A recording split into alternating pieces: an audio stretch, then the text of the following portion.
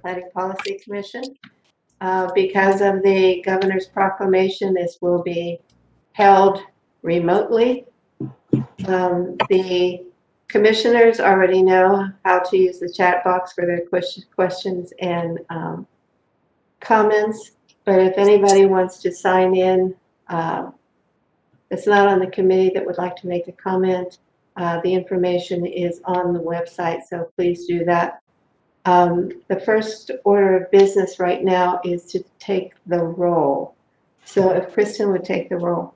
Yes, Commissioner Fall. Here. Commissioner Lewis. Present. Commissioner Reinhardt. Here. Commissioner Carl. Present. Commissioner Boyce. Here. Commissioner Buchers. Here. Commissioner Probola. Here.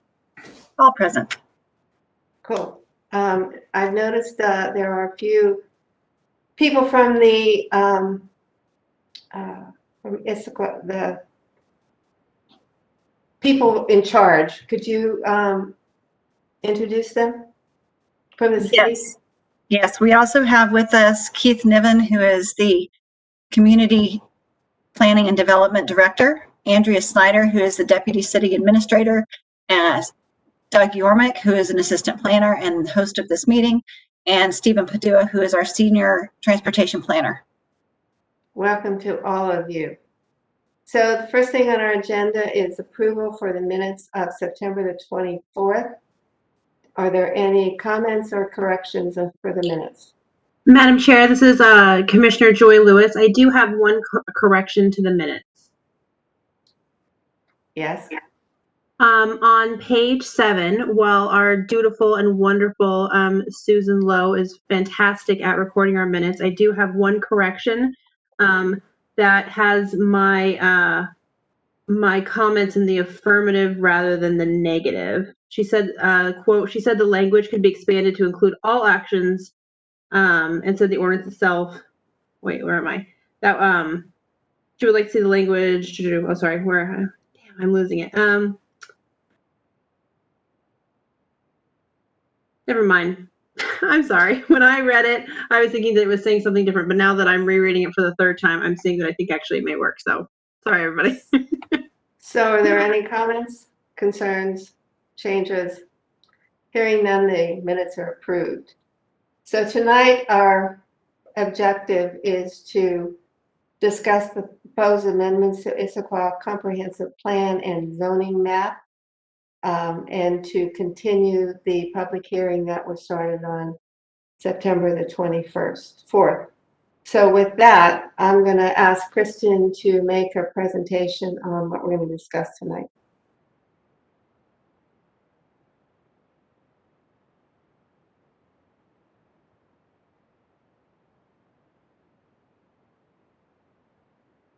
Kristen, you're on mute. Yes, thank you. Okay. All right, and you all can see my screen? Yes, ma'am. Okay, then let's get started.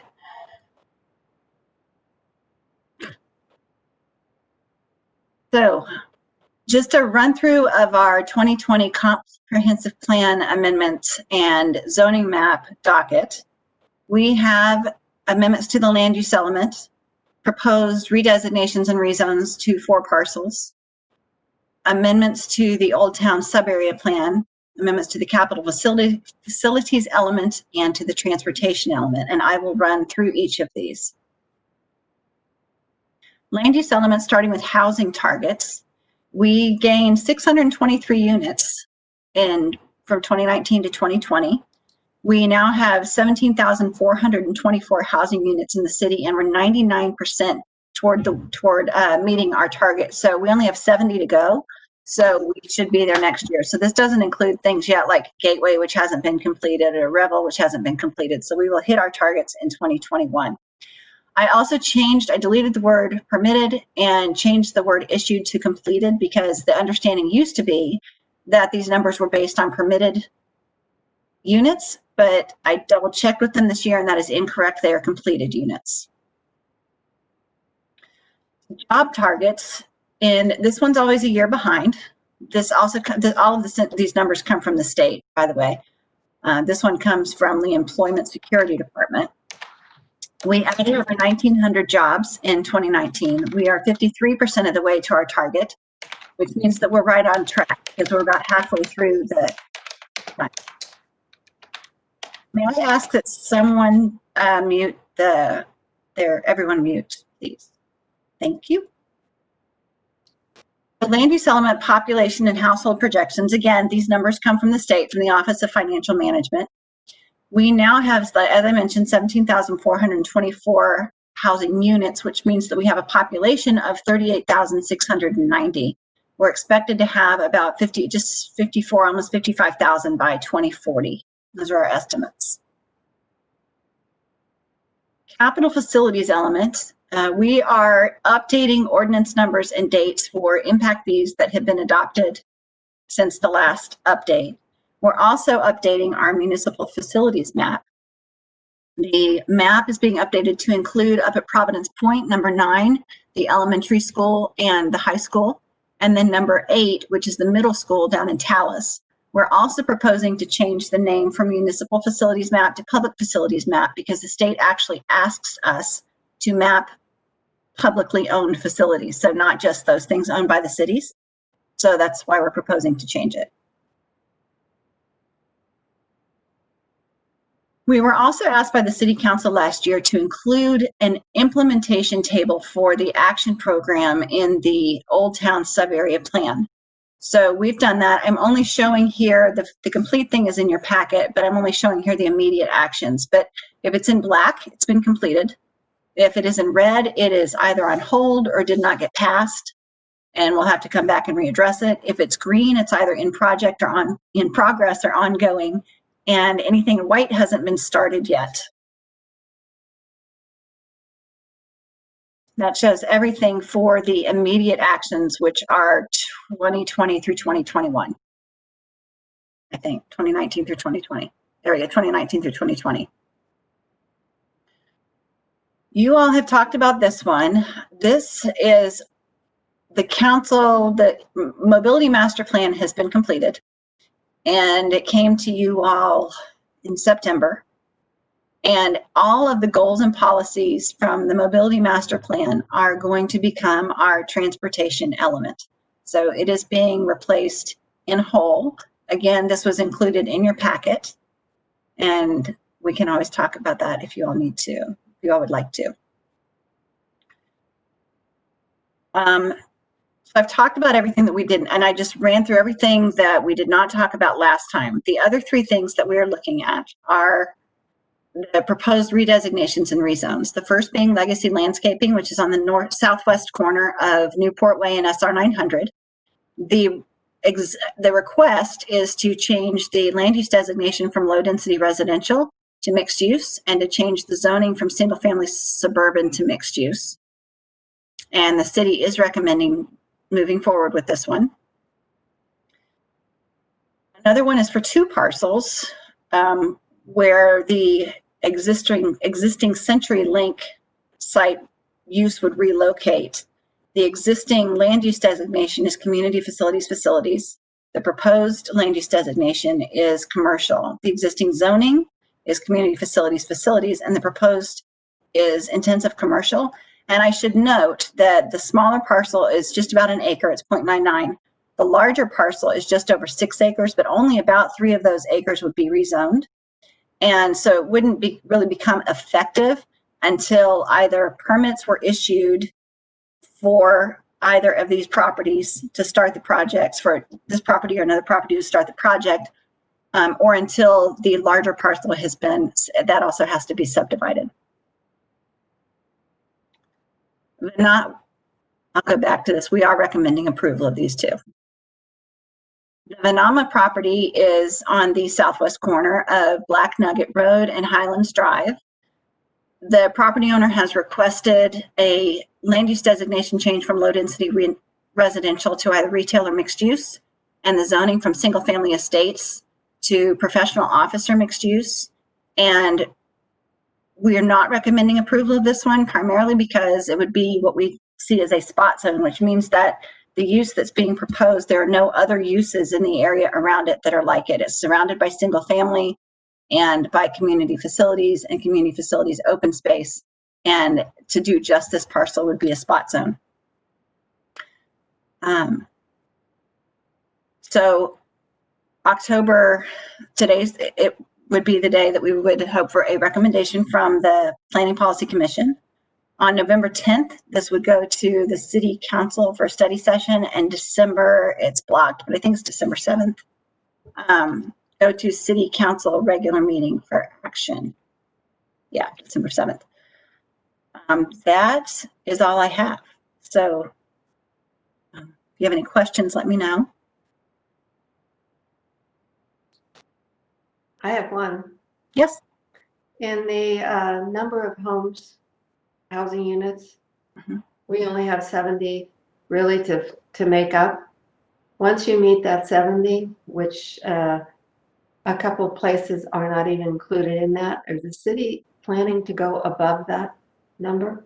We will. We can't stop growth. So yes, we'll keep growing.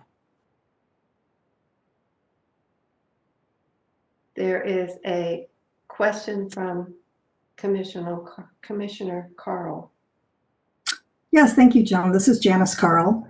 This is a very small item, Kristen, but on the map of publicly owned properties, I think there are some inaccuracies in the pink item labeling. So you just might want to check those. In the which labeling? The pink items, unless the U.S. Post Office is now where the transit center is, then I think. Oh, goodness.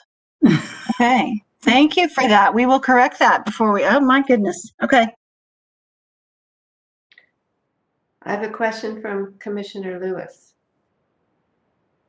Commissioner Joy Lewis, kind of going off of Joan's comment before, right now we're looking at being 10 years early on our housing target, but we're kind of right on speed with our jobs target. Staff has mentioned to us before that housing target will most likely get moved up and changed to add more growth. And right now we're talking with the state about that. I kind of wanted to have the opportunity to talk about how do services keep pace with the growing, with the housing growth. It's something that we talk about a lot as we make plans for the city, and kind of having the opportunity to say, hey, we're doing really well on our housing, but obviously this is an increased amount of flow, and this is how we're planning to, meet this 10-year bar coming up so soon. Yeah, so, Keith can jump in here and maybe Andrea can jump in here, but everything that's happening is kind of what we've planned for. We did the Central Issaquah plan, and we did an environmental impact statement with that, and we did a transportation study along with that. So what's happening now is not a surprise to us. And we planned for, the reason that we did Central Issaquah and increased the zoning in that area was because we knew that new targets would be coming. We knew that those were going to be renegotiated, and we needed a place for that growth to go. So we did the Central Issaquah plan, hoping that that's where the growth would go. And we added roads and, impact fees. Impact fees will need to pay for it. It's not going to be easy. But it's not unanticipated, I think is what I'm trying to say. We've planned. Yeah. And for the targets, it's not just Issaquah that will likely have to accept more targets. It's all cities. So yeah, it's not like something, you hit your targets, now you're going to have to increase it. This is something that was planned, and all cities are going through this process right now of doing their inventories and figuring out how much capacity each city has. And then got an email today, I think negotiations are going to start at the end of November for all of the jurisdictions within King County. I'm curious how, though, I remember at a different presentation, you had given us a bar graph that showed kind of where every city was at, and nobody was at meeting their housing target quite so well as we were. And, the concern is to say that, we're doing so well, then of course we can take more, and just making sure that our services are keeping up with that. I recognize the kids aren't in school right now, but when we have schools that open up with portables, when we are already having issues with traffic flow, there's the concern of saying that, obviously housing begets more flow for all services. So just making sure that we're meeting that. Mhm. Right. The numbers that you were talking about, I want to bring up too. We sent the housing report card out to you all at the last meeting, and those comparisons with all the other cities are actually in the appendix to that report card if anybody wants to look at that again, if you're curious to see. So to the commissioner's, I think, question about infrastructure keeping up with growth, I mean, there was kind of two pieces to that, right, Commissioner? One was, is infrastructure keeping up with growth? And then why are we growing as much as we are? Maybe that was kind of the subliminal question there. So let me say so the infrastructure piece, generally what we're talking about is water, sewer, stormwater, roads. Right now, the city is planning a new water reservoir, basically at the bottom of the hill underneath Swedish, and a couple new pump stations to go with that.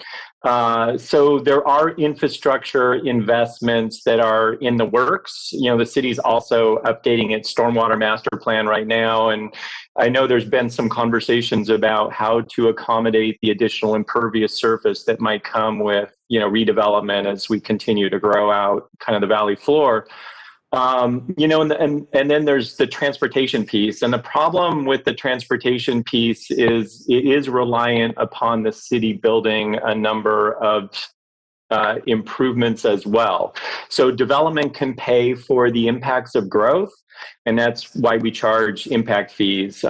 It partially funds our TIP, but the city also has to move forward with some of those system improvements to help create the capacity that's needed to accommodate that growth. So it would be great if all those improvements were done in advance of the growth. Most of the time, it lags a little bit, and so the challenge is always trying to keep pace and not have it lag too much. To the corollary part of your question about, if we've already met our housing target and we're kind of 10 years in advance, can we just say stop? And I think the answer is, we are kind of negotiating our next round of growth targets with the county and the state and PSRC right now. So there is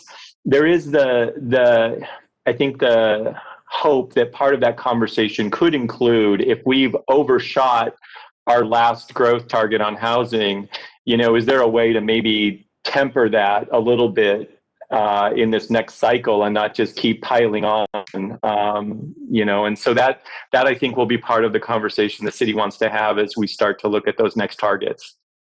So when do you think the city will be built out? I don't know what built out means. You in some of the documentation, there was so many acres left to be built, so a land to be actually put a building on. I would assume that when that is built out, then we can reasonably say we're done, except tearing down more buildings and building higher buildings. So we're moving from what's called greenfield development, which is basically raw land, into brownfield development, which is redevelopment of existing parcels. When Atlas took the place of the strip mall where Lombardi's was, that was a redevelopment. There's much more development there now from a square footage standpoint than used to be there. I think a lot of at least a good portion of central Issaquah is envisioned to kind of have similar evolution happen. So, for example, where Costco's building their new office building and parking garage used to be where they just had surface parking lots, and will continue. There's, believe it or not, I think a lot of capacity for those type of redevelopment and densification things to happen. So I'm not anticipating we will reach a build out capacity probably during our lifetimes. So that would be my That's forecast. That's what I expected the answer to be, actually. I have a question from Commissioner Fall. Oh, Thanks, Madam Chair. So, Kristen, I wanted to go back to the population chart really quick. If you can bring that up.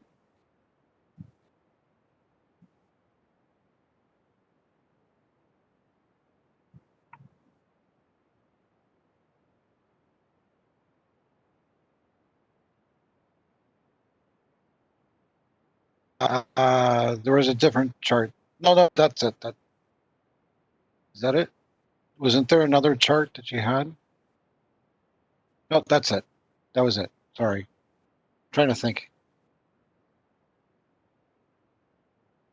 So, question, when we readjust our numbers, because obviously we're going to see a new, we're going to see these numbers grow. Is there a way that we can document what the existing goal was for and then the new 2040 estimates of 54,649?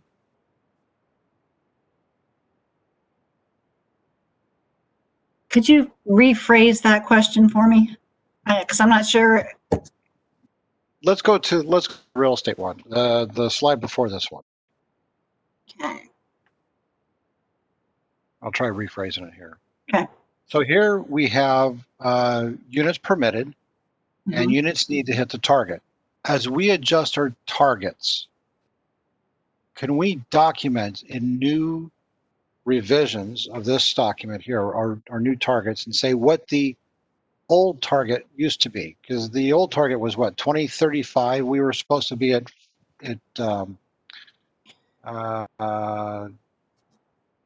69,370. So the targets and the population estimates are two different things, though. Understood, but Okay. we have the question is we have targets, Mm-hmm. and what those targets are today are probably going to change because, as Keith and to your point as well, we can't stop growth, so we're going to keep growing, and we're negotiating to what those new targets will be.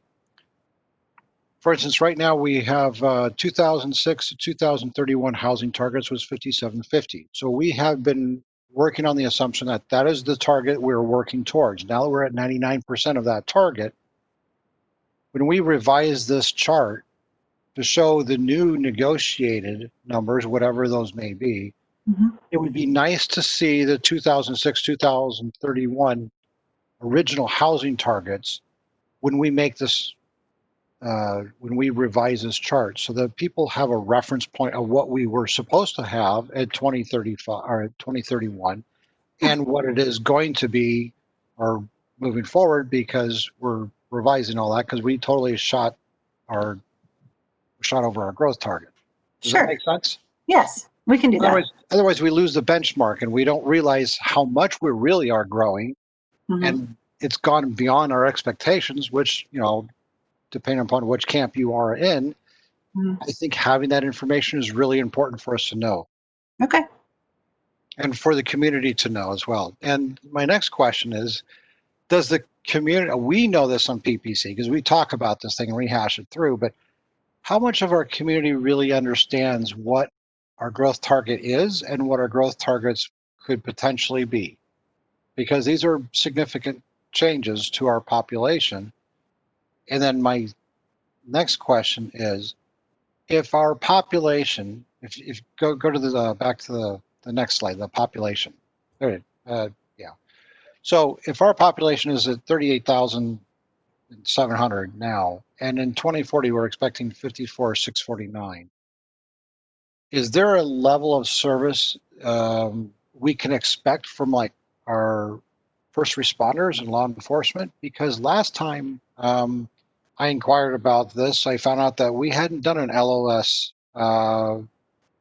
assessment or survey since 2008, and we just did one recently. So if these are pretty significant numbers, and we're only talking about 20 years. So maybe we need to start thinking about doing LOS services or LOS surveys every 2 years or 3 years so that we can make sure that we have the proper first responders, level of service for first responders and intersections calculated into this?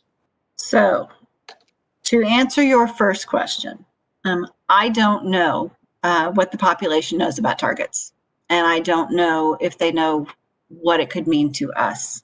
A target is not something that we're trying to reach. A target is something that we're trying to accommodate. So we don't go out and market and say, come here because we need to hit this number. But we do say we can certainly accommodate this number. So sure, come here.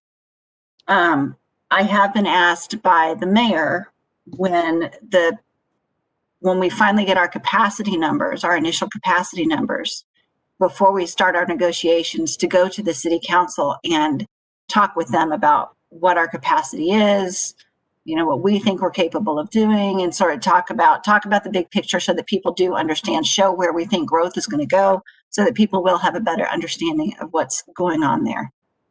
Okay. So that, yeah, we've planned for that, but we don't have numbers to take out to people yet. As for level of service, you all several years ago asked council, and I'm not going to hit this one on the head. I'm going to get it wrong, but you all asked council, I believe, to do updates of everything. And I think you asked them to do it on a regular basis as far as level of service for, I remember police was a big one. Yes.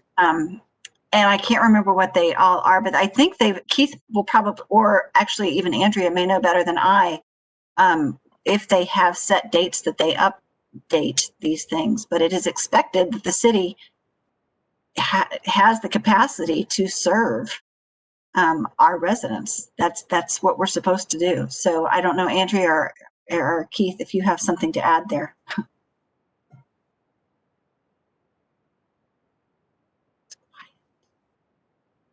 Sorry, I thought you all froze. I don't know the answer to that. I think as it relates to first responders, and if Andrea does, please jump in. But if we can talk to the police chief and the fire chief about kind of their response times and see if they have what's equivalent to a level of service. Because I just don't know the answer to that, Commissioner. So I think we can do a little bit of asking and see if we can find something, unless my boss has that on the top of her fingers. I do not, unfortunately. So I think that's something that we're going to have to circle back and get more information from the police chief. Okay. Now, because I remember we have talked about it in the past, and I think we did say it was going to be done routinely. I just don't know. I don't remember how routinely that was, but I know things sometimes get dropped, and with the COVID and everything, and your staff, I'm sure, are really drained. I just don't want to see us to be in the same situation where the LOS goes, it kind of goes dark, and we just kind of forget about it and don't talk about it. 'Cause, there's a lot of people coming in, and but I just thought of another question that was concerning this population increase.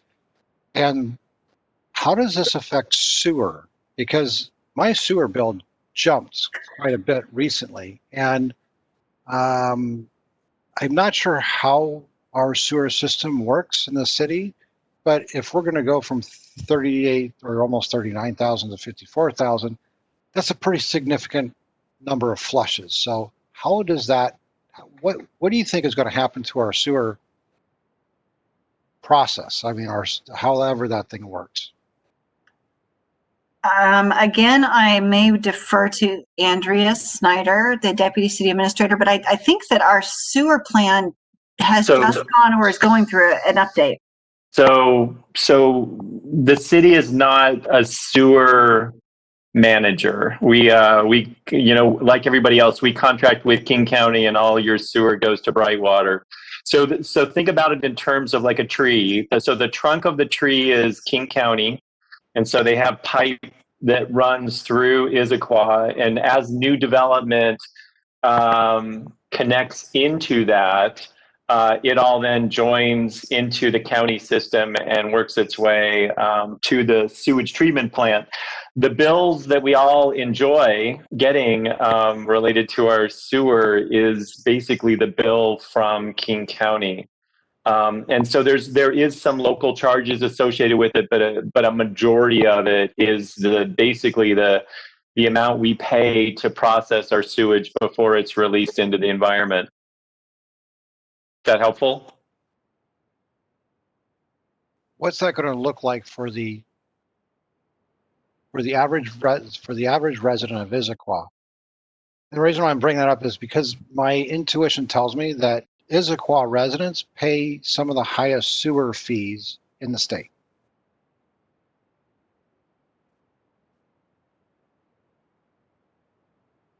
I have no metric on that, Commissioner. All I can tell you is that what I pay in Bellevue makes my jaw drop. So maybe we should compare our sewer bills and see how they look. I'll send you mine. I'll look forward to it. It stinks. Okay, we're gonna clean this up and move right on to the next question from Commissioner Buchers. Yeah, I have two questions, and if both of these have been addressed last night at a meeting that I was not able to attend, then just tell me. I'm back to our various conversations on the establishment of the environmental committee or council. I'm not quite sure which it is, but in any event, and trying to relate the duties as I understand laid out after our various discussions with the goals and aspirations as laid out in pages 21 through 27 and 28 of the document we're referring to tonight. Can you just simply tell me how have you incorporated? Because some of them it doesn't seem to jive completely.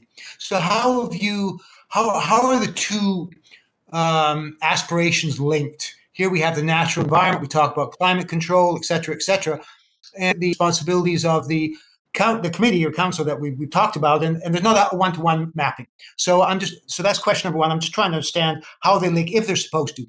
And number two, regarding the rezoning, this is the network provider that we talked about last meeting, where there were some open questions about the movement of residents of mobile homes and so on and so forth.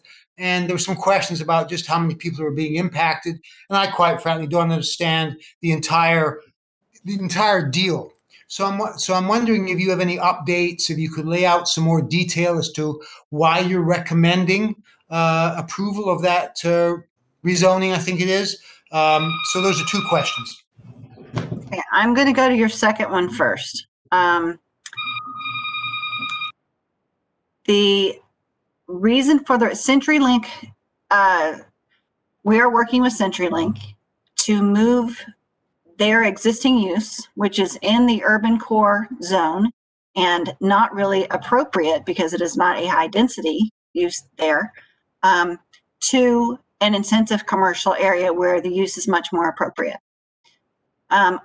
If this happens, yes, people in the RV park will be displaced. Their recreational vehicles will have to find some, not all of them, but some of them. I think the estimate last time was about 20 to 25. But Deputy City Administrator Snyder was going to see if she could find out any more, but the probability of that was kind of low. Should that property move to the intensive commercial site, if it gets on that, that frees up about 4 acres for 360 units of mixed use and a community center, community service area there. 180 of those units would be affordable housing. And the remaining units would be market rate. So I think two purposes get served here. One is that the site actually locates to a more appropriate site in an intensive commercial area, and it frees up urban core space for the higher density use that it is supposed to be. So I see Deputy City Administrator Snyder there. May have something to add. Well, Kristen did a great job in describing the project, and certainly this is something that the council has voted on many times for what we're calling the Trailhead Transit-Oriented Development Project.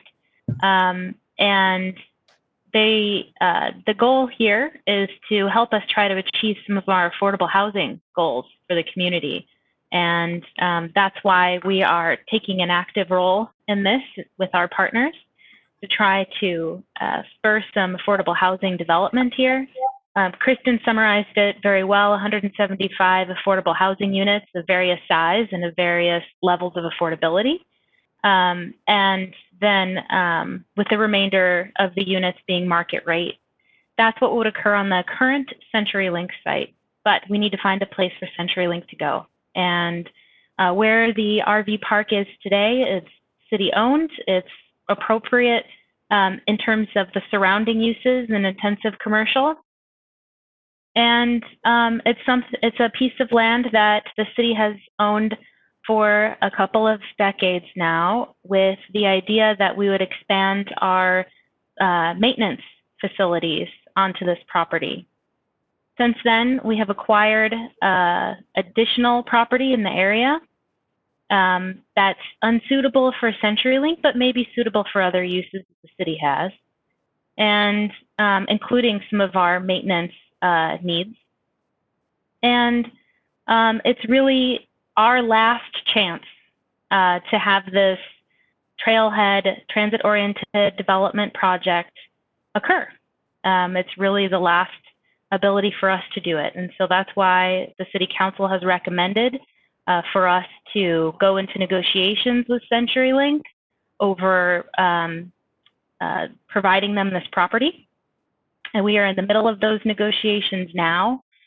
Because of that, I don't have an update on how many RV park users may potentially be displaced. We need to have land control and a really solid understanding of the site plan and the boundaries to figure out how much remaining land we would have left for the RV park users. We know that there, at this point in time, our best estimate is that there's room for 25 RV park users to maintain or to stay. And what we need to figure out is what's that final number. And we're not at the point in the process where we can do that. So hopefully that gives you all the information or helps clarify why we would consider and why we're recommending this rezone. It's really to help us as a community achieve some of our affordable housing goals. Well, can I just respond to that? Is my understanding correct? The city has made an investment in roads and services to the existing site or to either site in the past. I mean, my interest is in seeing that the city maximize its benefits in whatever transaction takes place. So, without knowing anything about the business deal that you're trying to strike, it seems hard for me to, aside from this potential displacement, it seems hard for me to respond to a rezoning request when I don't know how. I just don't know what the opportunity costs are, and I just don't know what the business deal is. I mean, so you're asking us to rezone something without understanding how the city benefits. And so maybe I'm overstepping my bounds here, but it just seems that yes, you've given me a very high level analysis of what might be good, but that's not, for me, that's just not enough. I'm a business guy. I like to understand the business rationale when money's involved and why the city would benefit. I'm not interested in how CenturyLink does. I'm interested in how the city does. So I guess that, yes, thank you for the answer, but I'm left still thinking I don't really understand what's going on here. So that's my last comment on that one. I'm still interested in the answer to the other question I had about the link between the Environmental Council and the goals and aspirations as put forward in this document. But thank you for your answer. Sure, So, Commissioner Buchers, if I can make one more stab at it to try to help shed light on what the community as a whole is benefiting from is the rezoning of this property, the current RV park site, would help the community achieve its affordable housing goals. And without this rezone, then this project, which would help us achieve our affordable housing goals, would not occur.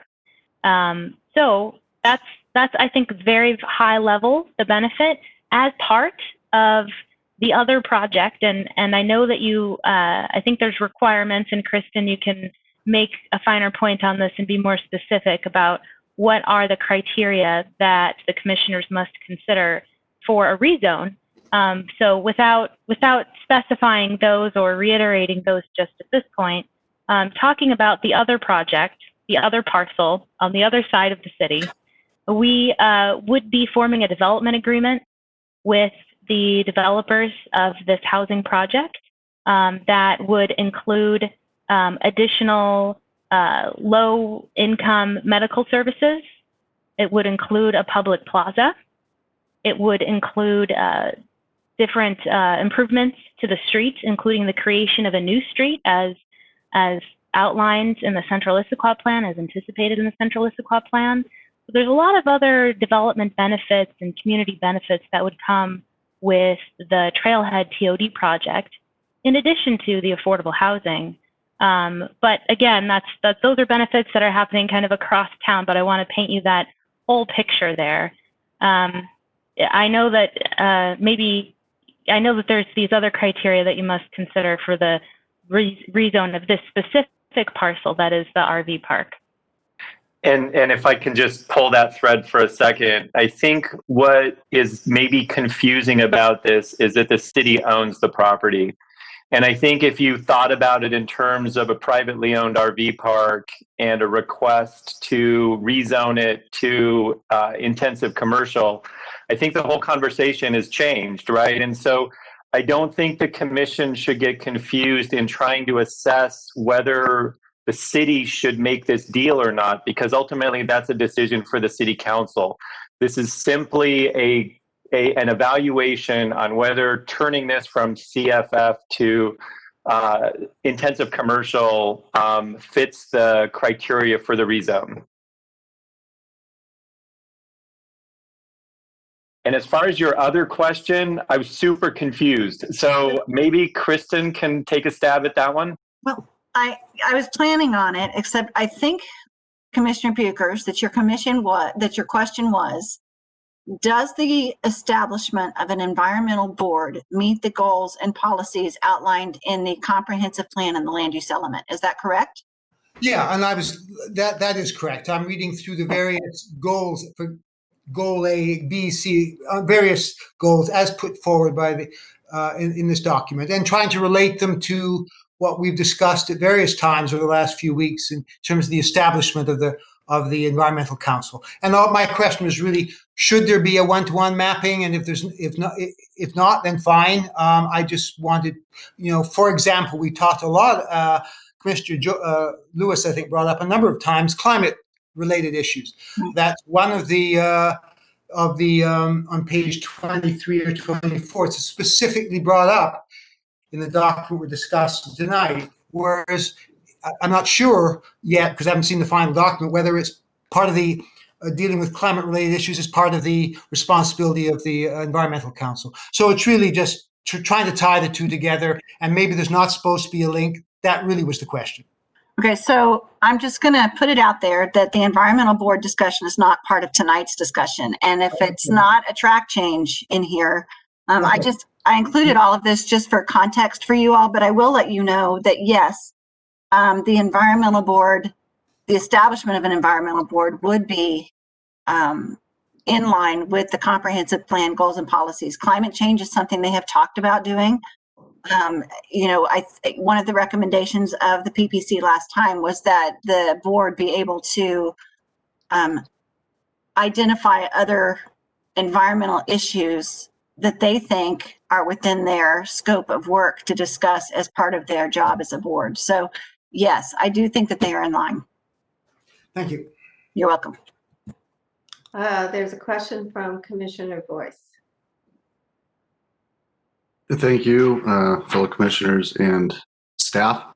So my understanding of the CenturyLink project is pretty much, again, the city owns the land. It makes sense for this piece to go over here, intensive commercial, and you guys are also able to build out the old site to accommodate some of our building goals. The only question I really have is something that Commissioner Lewis brought up last time I believe we talked about this. Has the city identified a place for the displaced RVs as of yet? So for those 20 or so, I know we talked about it last time. Has the city found a parcel or something that the city owned where those possibly displaced RVs could go in the interim? So yeah, thank you. And this is Deputy City Administrator Andrea Snyder. Yes, so only part of the parcel would be, part of the existing parcel would be rezoned. So that means that there would be a portion of the existing RV park site that would be retained where it is, and that use would be retained. What we need to understand still, there's been no progress on this since last time. What we need to understand still is exactly how big is that remnant parcel and exactly how many spots can be retained. Could be we can reconfigure spots to use the land more efficiently. We're not at the point of being able to understand that yet because we're still finalizing the exact site plan for CenturyLink, should they go there, and we also need to have an understanding of how many RV park users would want to stay. So the RV park is very seasonal in its use. We have some folks who are more long-term users of the RV park, and then we have folks that are there for a week or so in July and are using it as a base camp for vacationing in the area because it is a recreational vehicle park. So, and I think we made this distinction before, which is different than a mobile home park. It's intended to be a temporary use. And so I think, so to kind of reiterate, part of the answer is we know that some folks, we will have space. We think about 25 spots for people to stay on the existing footprint, or at least part of the existing footprint. And then we'll need to assess how many of those long-term users won't be able to stay on the property. And that exact number is not something that we have today, unfortunately. Okay, so the idea being, just walking it through my head, is basically until it's rezoned, until negotiations can go through, until they can provide us a site map to actually figure out what the displacement looks like, we're kind of getting ahead of ourselves. Yes. Okay, and then that's fine, and I appreciate the clarity. One question I had, just for my personal benefit, going back to the housing targets, do you guys have a timeline in terms of the negotiations, how long it takes with the county? And then, because this is all a little new to me, how does that work in terms of if there is a tug of war between the city and the county as far as targets for housing, because we did so stellar, and they might want to pack more into Issaquah. Is there like an arbitration process? Is there an appeals process? How does that work? Or is there just some type of mutual understanding where it's all just going to work out in the end? I'm just kind of interested in finding out, like, how does that negotiation process look like? And what do you guys foresee as the timeline, seeing as it basically by the end of next year, we'll have met our target 9 years in advance, 10 years in advance. So just interested in knowing. Thank you. Kristen? Keep forgetting to unmute. I apologize. It's a fun process. So all of the King County has an estimate of how many. I think the next targets go up to 2043 is what the next targets will go to. And King County has an estimate of how many people will move into King County by that time. And they say, okay, say our number is 100. And all the jurisdictions have gone through the process, which we've almost finished now, of saying, this is how much, based on our existing zoning, this is how much capacity we have for housing, and this is how much capacity we have for jobs.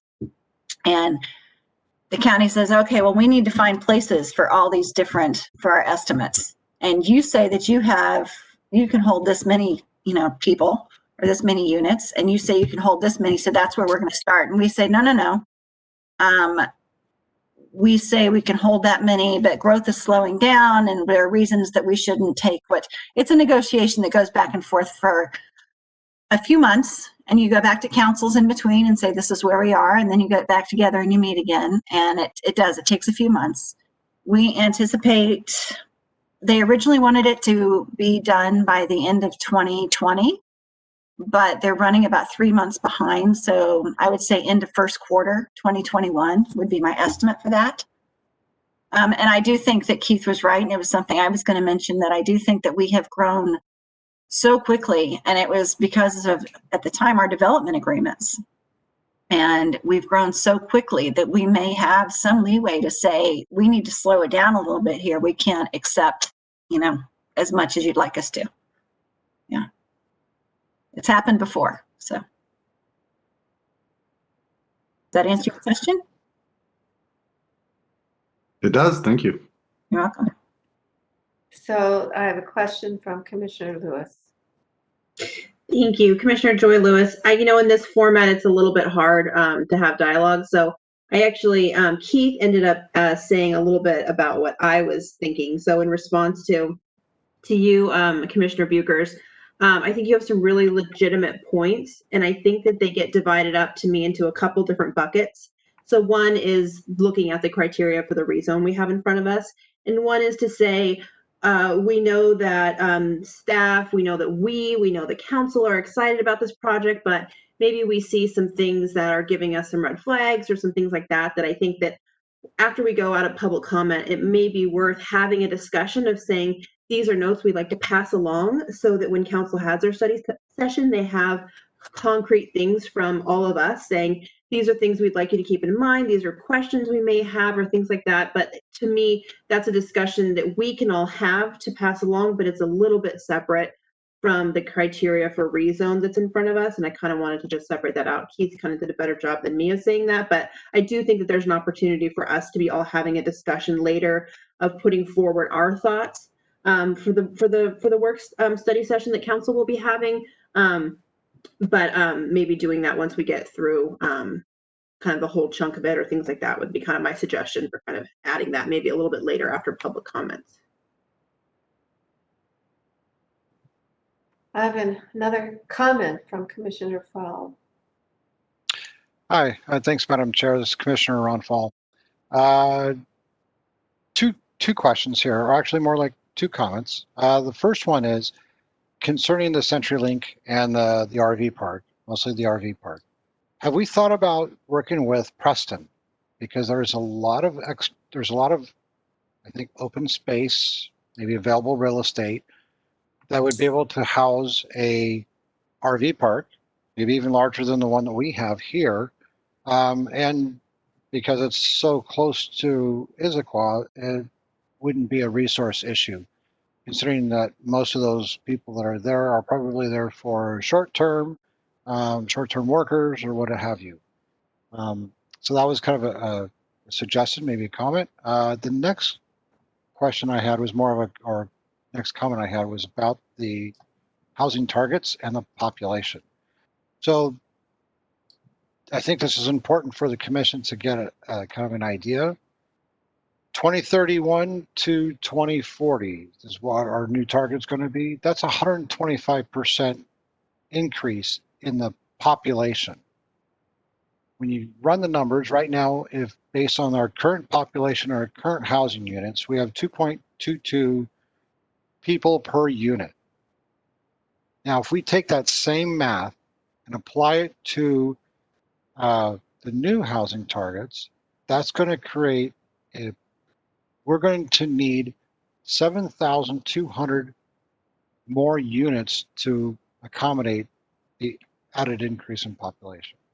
That's very significant. That's it.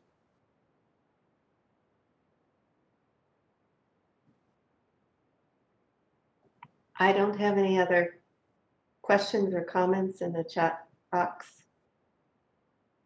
I can't. Are there any other comments? I have one.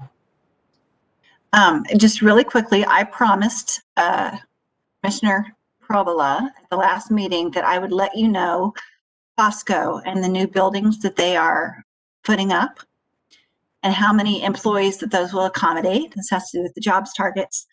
The new building will accommodate 3,500 people. 2,000 of those are actually existing employees who will transfer over from other buildings that are being used right now. And about 1,500 jobs will be new.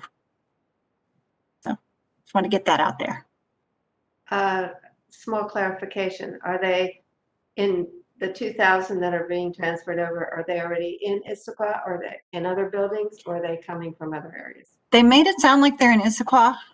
Right now they're renting some space over on Sammamish, Northwest Sammamish Road. So I believe that that is where most of them are coming from. Okay, I'll ask this one more time. Is there any other comments or questions before I open the public hearing?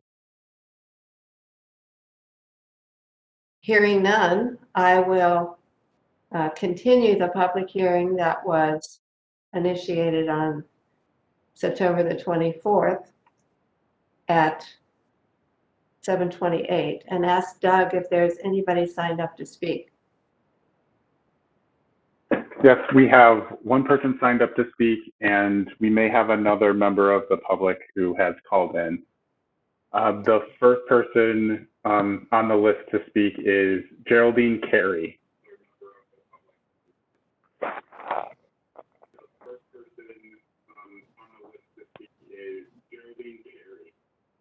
Can you hear me? Yeah. Now we can.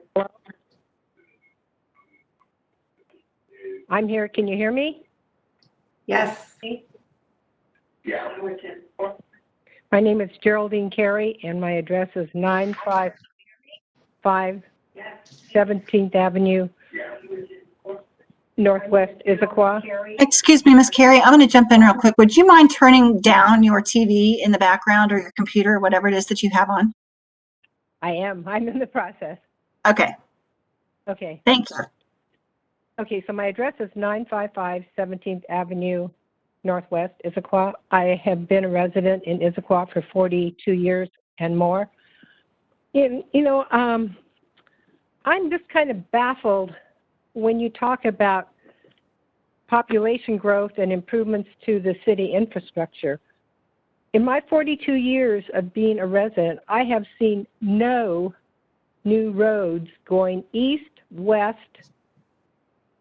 and south out of Issaquah.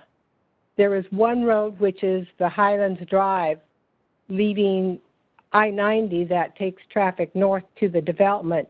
But when you talk about this huge, the population in 1978 was around 6,000, and now you're talking about a target that we have 38,000, and you're targeting 54,000.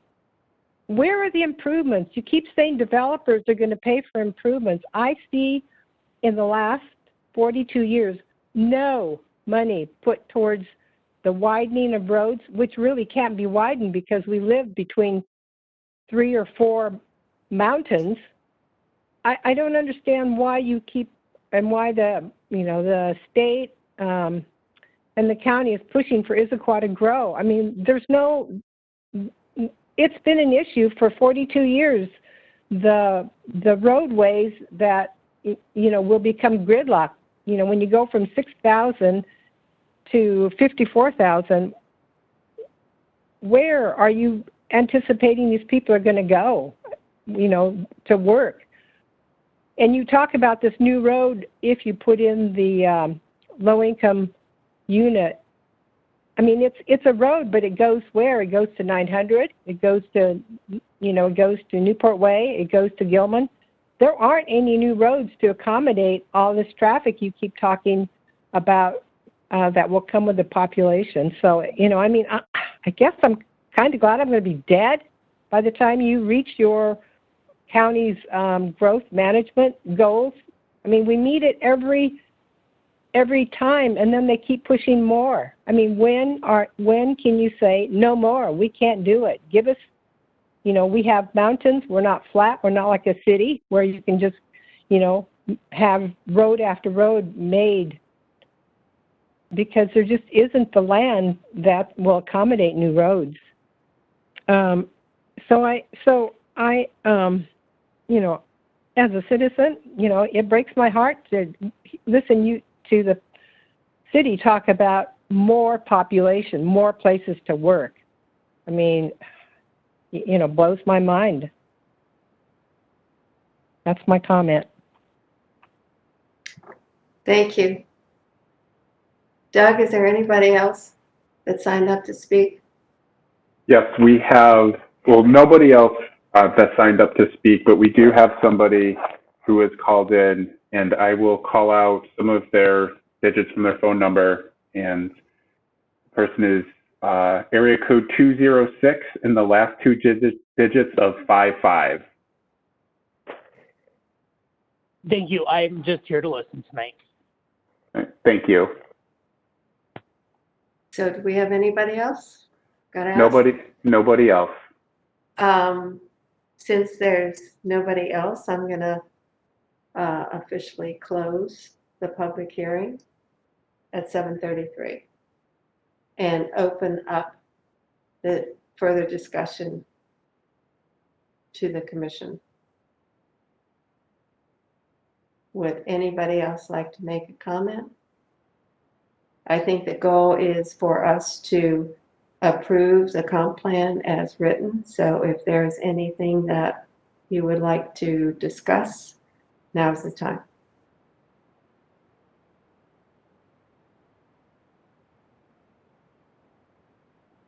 Nobody?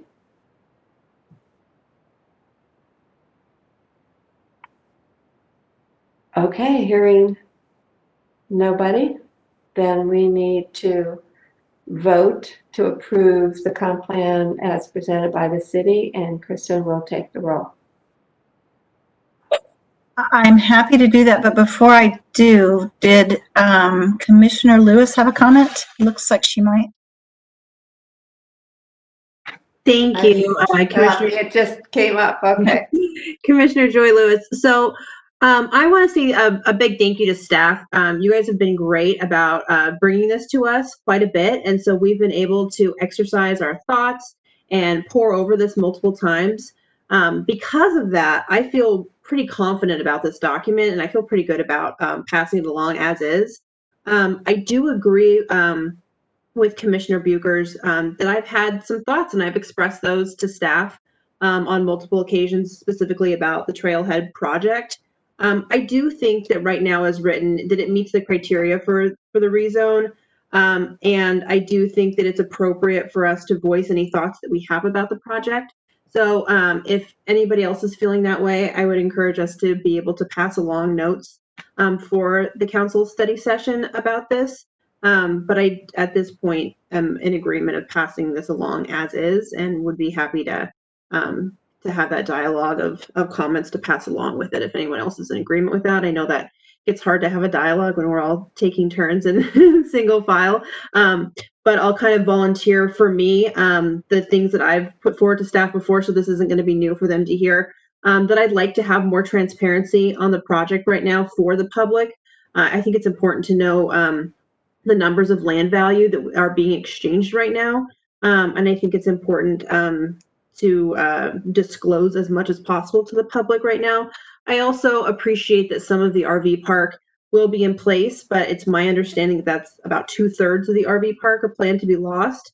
And I would like a commitment from the city that the RV park will either be entirely moved in whole, or that it will be that loss will be put somewhere else. I think it's an underserved part of our community. I think it's a unique feature. And while I completely understand that it doesn't count towards our affordable housing goals, it does meet a subset of the population that we are often overlooked and that is still important to our community. And so I agree that voicing that to the commission of saying this is something that we see and a potential area that we can do better at is completely appropriate. And I appreciate that as we've gone through this, staff has mentioned, we have this one parcel, we have the 1 acre, we have the 6 acre. We don't think we're going to need it all, but we don't really know right now. That when I first heard it, I didn't love it, but the more that I talked with staff about things about it, I really do appreciate the fact that as dialogue continues, that staff is going to make a concerted effort to really do their best to have the best outcome from this space. And so I feel confident that staff has heard me on that. So if there's any other comments from anybody else about the Trailhead project, I would encourage them to voice them so that those notes can be passed along for the study session. Okay, two things. I would also like to say thanks to the staff, both for last night and tonight. I know that our role is to find anything that could be better or that is error. And with last night and tonight, there aren't anything. I think the staff did a really good job in putting it together. So I feel confident about it. The second thing I want to say is I was taking roll before somebody made a motion. So would somebody like to make a motion to approve the comp plan as written? I can make a motion for that. I'd like to make a motion to recommend the proposed 2020 comprehensive plan amendments As written? as written. Do I have a second? I'll second. Any further discussion? Okay, now Kristen, would you take the roll? Before I do, could I clarify the motion, please? That it's the 2020 comprehensive plan and zoning map amendments. Excellent. Okay, thank you. Yes, now I will take roll. Commissioner Fall, Here, yes. Commissioner Lewis, Yes. Commissioner Reinhardt, Yes. Commissioner Carl, Yes. Commissioner Voice, Yes. Commissioner Buchers, Yes. and Commissioner Probola. Yes. Okay, the motion carries 7-0. 7 in favor. Okay. So the next thing, I don't want to forget at this time to just even say that if there is anybody that would like to make a comment from the audience on any other issue that is affecting them. Doug, I don't think we have any, but is anybody have an interest to talk about something else?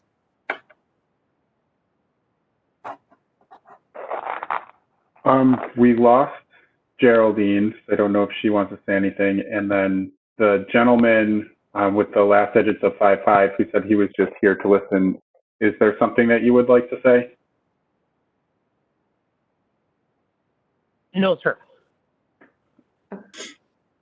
Okay, so I didn't want to forget the number 5 on our agenda to allow audience comments on anything that was particular interest to them.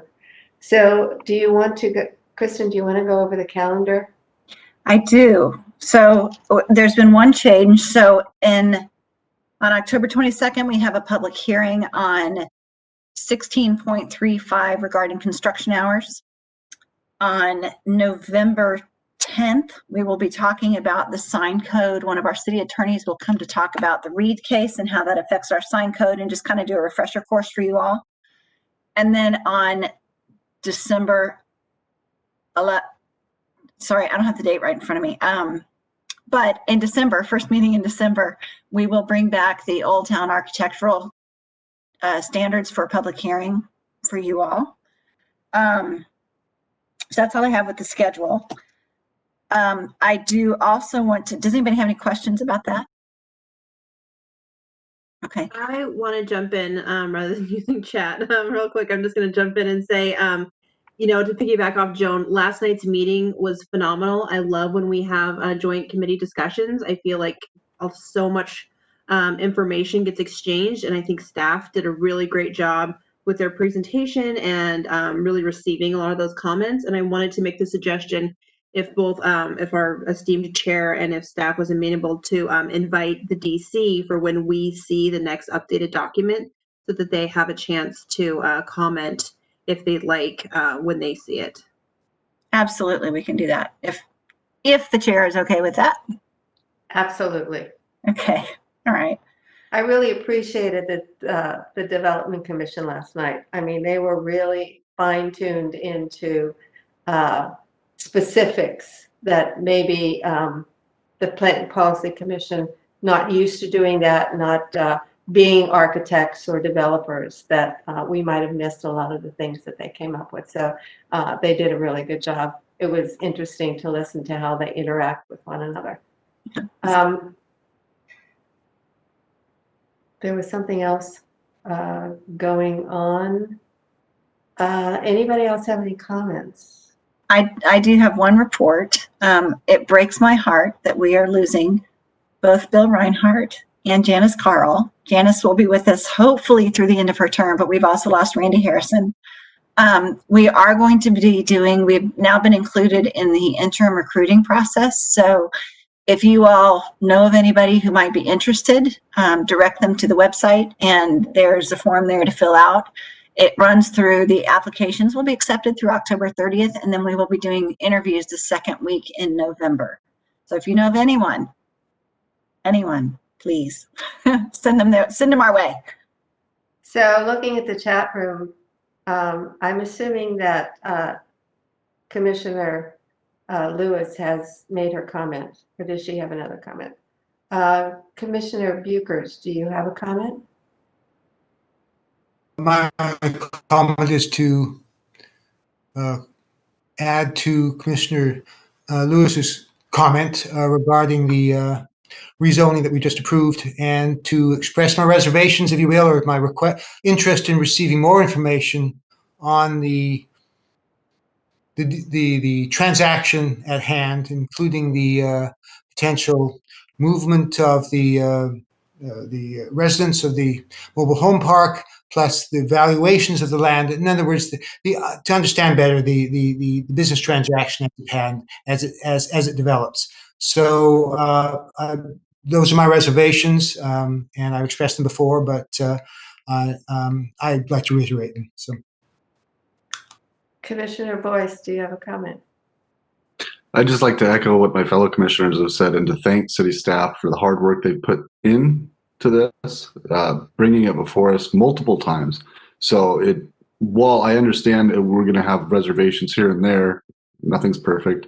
I feel very good about what you guys have presented and moving forward with it. And there's always going to be some reservations about some of the things that are moving forward, but I do believe we've hit that high bar, and I believe that's a big part to do with the city staff and the hard work you guys continually do to present us with the best information in the best fashion. So thank you again. And just to say to Bill and to Ms. Carl, Janice, yeah, best of luck. I know we'll see you guys, but yeah, sorry to hear the news for us. So thank you.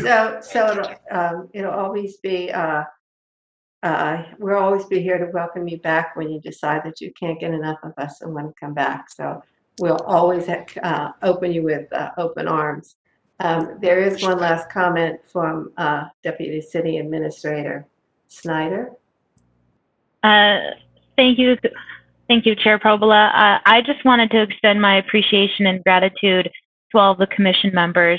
2 nights in a row for meetings, is sometimes a little difficult. You've had great comments, great questions all throughout this process, and I thank you for putting in the work and being so thoughtful, and for all the work that you have done and your contributions to the community. So thank you very much, and thank you also for your supportive staff. I appreciate that greatly. It's not something that we always hear, and we love it when we hear it, when we are able to meet your expectations. And so that's helpful. So thank you. And if you do have any other additional input that you want to voice about the CenturyLink project or the Trailhead TOD project, certainly let me know. And with that, thanks again. I think we have to be very careful of how much goodwill and good comments we say to the city we want to make sure that they come back and they're ready to answer all our future questions. So just, take it while you get it. So really, that's just being a little funny. So thanks to all of you. So I don't have anything else on the agenda. I don't see anybody who has any comments. So I'm going to close the meeting at 7:47. Okay. Thank And you.